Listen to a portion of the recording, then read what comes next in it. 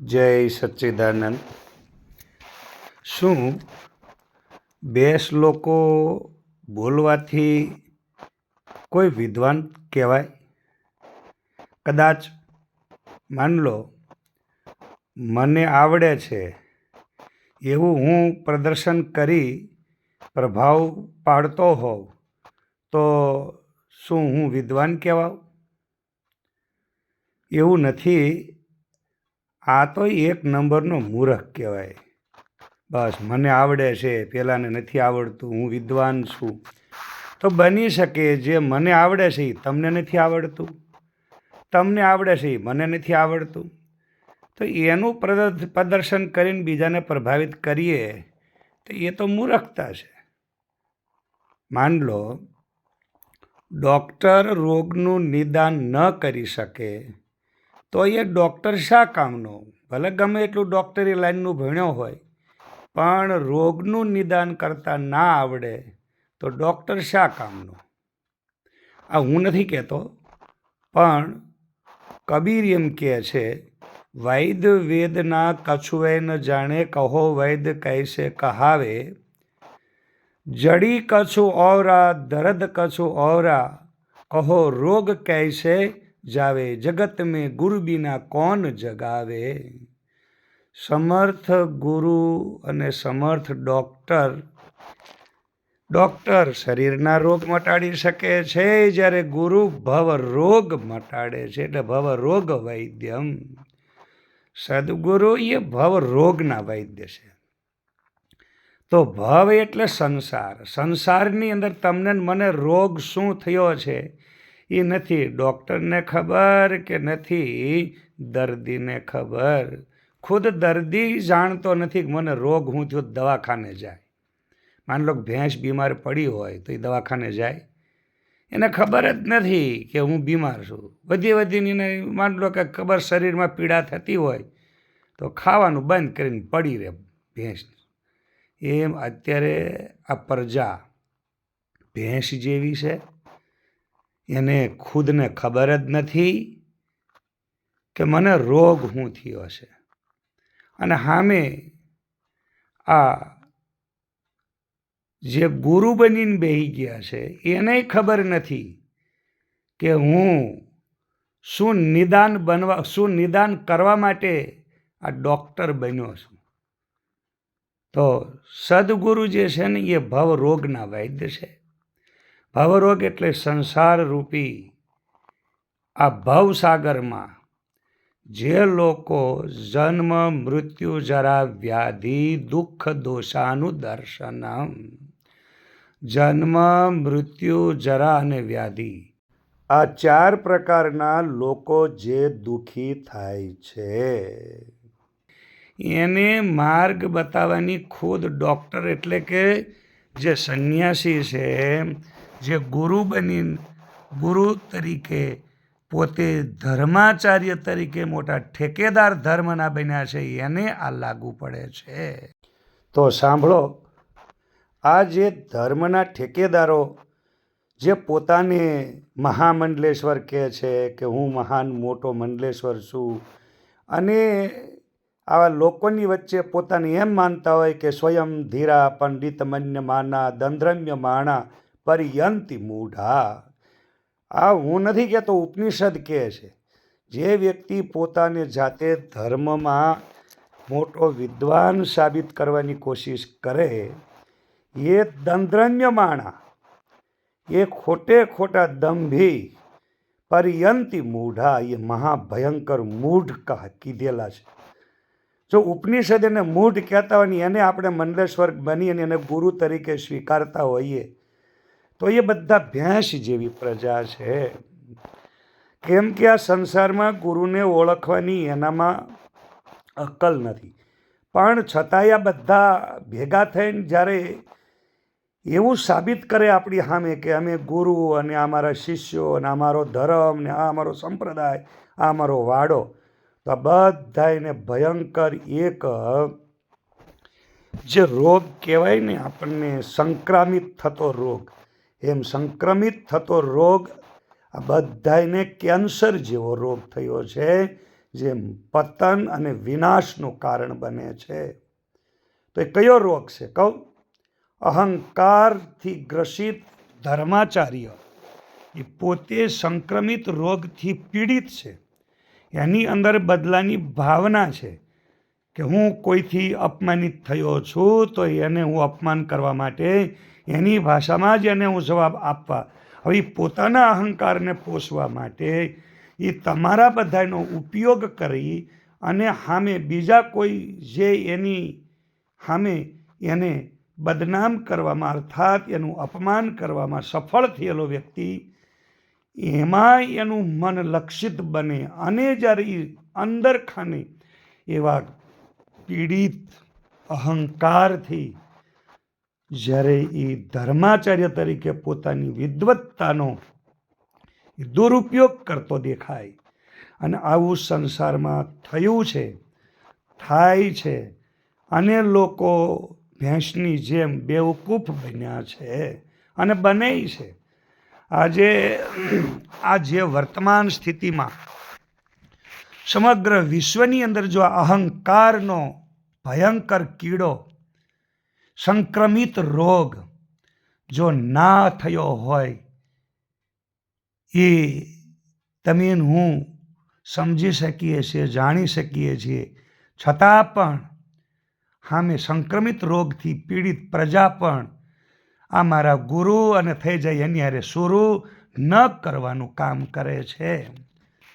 આજે ભારત દેશની અંદર જે ચિત્ર સામે આવ્યું છે તમે જુઓ, એક શંકરાચાર્ય તરીકે પોતાને જાતે ઘોષિત કરે છે.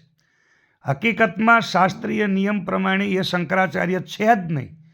શંકરાચાર્ય તો 1200 વર્ષ પહેલાં આદિ જગતગુરુ જે થયા તે થયા, પણ એની ગાદી ઉપર બેસનારો વ્યક્તિ જ્યારે આપણે બધા એને ગાદી ઉપર બેસાડી અને એની સામે એના સમાન જ્યારે આપણે પોતે ધારણા બાંધીએ છીએ ત્યારે આપણી ધારણા ખોટી છે. જે જગતગુરુ નથી એને આપણે જગતગુરુ કહીએ છીએ, જે મંડલેશ્વર નથી એને આપણે મંડલેશ્વર કહીએ છીએ, જેને શાસ્ત્ર સાથે કોઈ લેવા દેવા નથી. માન લો કોઈ પણ વ્યક્તિ, આવા વિદ્વાન વ્યક્તિ, જ્યારે સમજદાર કોઈ એવા વ્યક્તિ મહાન, અને એની જ ગાદી ઉપર એની પરંપરાના સંગઠનને હાચવવા માટે જ્યારે આપણે એ જ પદ ઉપર કોઈ પણ વ્યક્તિને અધ્યક્ષ તરીકે એની ગાદી ઉપર બેસાડી અને આપણે જ્યારે એ સંપ્રદાય ધર્મને ચલાવવા માટે આગળ વધીએ છીએ, અને ત્યારે જ આ પ્રજાની પણ ભૂલ છે અને જે બેઠો છે ને એની પણ ભૂલ છે. બેસવાવાળો પોતાને નથી લાયક, છતાં એમ કહે છે કે હું આ ગાદીને લાયક છું. ન હોય તો કે ભાઈ સ્થાનિવદ અનલવિદવ. વ્યાકરણ એમ કહે છે એક સૂત્ર કે જેના સ્થાન ઉપર જેને બેહાડવામાં આવે ને એનો પાવર એનામાં આવે. હવે હું તમને કહી દઉં, પાવર આવે તો વ્યક્તિનામાં એ પાવર આવવો જોઈએ, પણ નથી આવતો. પણ એ સંક્રમિત રોગ અહંકારથી ગ્રસિત છે. મને ગાદી મળી, તને મળી, એ ઠીંગો બતાવે. હવે જેને નથી મળી એ બદલાની ભાવનાથી એ કરી બતાવે કે તારામાં ઓકાત નથી, પણ જો મારામાં ઓકાત છે. હવે બંને જણા એકબીજાની ઓકાત બતાવીને પ્રજાને બેવકૂફ બનાવે છે. બેઠેલો તો બેવકૂફ બનાવીને બેસી ગયો, કારણ કે એની ભૂલ નથી, ત્યાં તો ભૂલ પ્રજાએ કરી છે. તો પ્રજાની ભૂલ ફરી પ્રજા એ જ ભૂલનો ભોગ બને છે. આ મૂર્ખતા આજે સંસારમાં જોવા મળે છે. અને હકીકતમાં આજે જો કોઈ પણ સંપ્રદાય ધર્મનું પતન થયું હોય, એમાં હું કહી દઉં, સાતી ઠોકીને કહું છું, સનાતન ધર્મનું પતન થયું છે ને તો આ જ અહંકારના સંક્રમિત રોગથી પતન થયું છે. સનાતન ધર્મની અંદર જેટલા ધર્મના ઠેકેદારો પોતાને વિદ્વાન સમજે છે, સ્વયં ધીરા પંડિત મન્યમાના, આવા જે દંદ્રમ્યમાણા પર્યંતિ મૂઢા, જે મૂઢ છે, પોતાને સ્વયં ધીર માને હું જ પંડિત, હું જ વિદ્વાન, એ લોકોએ આ દેશને બહુ મોટું નુકસાન કર્યું છે. એનો આપણી પાસે જીવતો જાગતો આપણી પાસે એક અનુભવ છે. કાશ્મીરની અંદર જે પંડિતોનું પતન થયું નથી, નિષ્કાસિત થયા, કાઢી મૂક્યા, આજ પણ એ કાશ્મીરના પંડિતોનો જલતો પ્રશ્ન આપણી સામે છે, જીવતો જાગતો દાખલો. તો એ વખતે પંડિતોએ જે મનમાં વિચારી લીધું કે ભાઈ એ જ લાગનો છે, બહુ અહંકારી છે, જ્યારે પોતે પણ અહંકારથી ગ્રસિત છે, એટલે એકબીજાની સાથે એ પોતાના આત્મજ્ઞાનની વિદ્વત્તાનો જે એને બોધ હતો, એ બોધનો એને અહંકારમાં એનો દુરુપયોગ કર્યો, એટલે એ એકનું પતન જોતાં જોતાં એને બધાયનું પતન થયું. તો આમાં પંડિતો જે પોતાને વિદ્વાન કહેતા હતા એનું પતન થયું છે, સનાતન ધર્મનું નહીં. પણ સનાતન ધર્મને બચાવવા માટે કોઈએ કાંઈ પણ કર્યું નથી, કરવાની જરૂર નથી, છતાંય સનાતન ધર્મ આજ આપણી સામે વિદ્યમાન છે. તો સનાતન ધર્મ પોતે પોતાના અસ્તિત્વથી વિદ્યમાન છે, અહંકારના પ્રભાવથી નહીં. અહંકારના ઠેકેદારોનું પતન થયું છે. જ્યારે જેણે અહંકારને મહત્વ આપીને પોતાને પૂજાવાનો, હું જ પૂજાઓ, મારી પૂજા કરો, બધા મને જ આમ કરો, પેલો આમ નહીં, પેલો આમ નહીં, ત્યારે એવા અહંકારી વ્યક્તિઓનું પતન થયું છે. સનાતન ધર્મનું પતન થયું નથી. એક કડવી તમને બધાને ભયંકર વાત આ હું જે કહી રહ્યો છું ને, એ વહમી તો લાગશે, પણ અહંકારના પતનમાં સનાતન ધર્મનું પતન જે લોકો કહેતા હોય ને તો બંધ થઈ જજો. આટલા વર્ષોથી જે લોકોએ સનાતન ધર્મને ખતમ કરવાની ભયંકર જેણે પ્રવૃત્તિ કરી પોતે ખતમ થઈ ગયા છે, પણ સનાતન ધર્મ વિદ્યમાન છે. તો કોના લીધે સનાતન ધર્મ બચ્યો છે એનો થોડોક વિચાર કરજો. નિરાભિમાની અને સ્વાભિમાની થઈને દેશ સામે જેણે લડત કરી છે એવા લોકોના બલિદાનથી આ દેશ બચ્યો છે. પણ જેણે અહંકારથી પોતાનો સનાતની વ્યક્તિ મરતો હોય તો મદદ કરવા નીકળ્યો નથી, એવા પંડિતોએ આ દેશને, સનાતન ધર્મને નીચો દેખાડવાનું કામ કર્યું છે, ઊંચો દેખાડવાનું નહીં. એટલા માટે આજે જે અહંકારી ઠેકેદારો છે ને એ પોતાનો અહંકાર મૂકી, માન મૂકી આવો મેદાનમાં, અને હું મોટો, હું મંડલેશ્વર, મારી પૂજા કરો, હું શંકરાચાર્ય, મને નાવા કેમ જવા ના દીધો. તો આ બધી ભ્રાંતિમાંથી બહાર નીકળો અને દેશની વાસ્તવિકતાનો વિચાર કરો. સનાતન ધર્મનું પતન થયું નથી, થશે નહીં, પણ તમે પોતાને સનાતન ધર્મના ઠેકેદાર તરીકે મારું અપમાન થયું એટલે ધર્મનું અપમાન. ગધેડાઓ, ધર્મનું અપમાન નથી થતું, તારી અંદર રહેલી માનસિક વિકૃતિનું અપમાન છે. માનસિક વિકૃતિથી જેટલા લોકો પીડાય છે એ બધાએ અત્યારે પોતે પોતાની અંતરાત્માની અંદર દ્રષ્ટિ કરવાની જરૂર છે. જાગો હે મૂર્ખાઓ, પોતાની પૂજા અને બીજાની સામે પોતાને શ્રેષ્ઠ દેખાડવાના પેંતરાબાજીમાંથી બહાર નીકળી આવી તમારી અંદર રહેલી બુદ્ધિનો સદુપયોગ કરી અને સનાતન ધર્મનું ગૌરવ વધારે એવા માટે માન મૂકીને આવો મેદાનમાં. સમજો સદગુરુની શાન. તાર્કિક બુદ્ધિથી તમને કહી દઉં, જે ધર્મ નથી એને ધર્મ માનવો એ મૂર્ખતા છે. આજે સનાતન ધર્મમાં કોઈ એમ કે શંકરાચાર્યનું અપમાન થયું છે, સ્નાન કરવા ગયા એટલે આવું થયું તેવું થયું, તો શંકરાચાર્યનું અપમાન નથી થયું. શંકરાચાર્ય તો 1200 વર્ષ પહેલાં થઈ ગયા.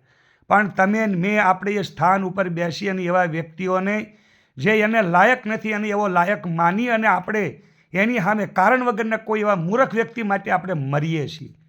તો એવા અહંકારી વ્યક્તિ સાથે મરવાનું, બલિદાન આપવાની જરૂર નથી. તમે ધર્મ માટે લડત આપો, ધર્મ માટે તમે તમારા જીવનનો ઉપયોગ સાબિત થાય એવું કંઈક કરો.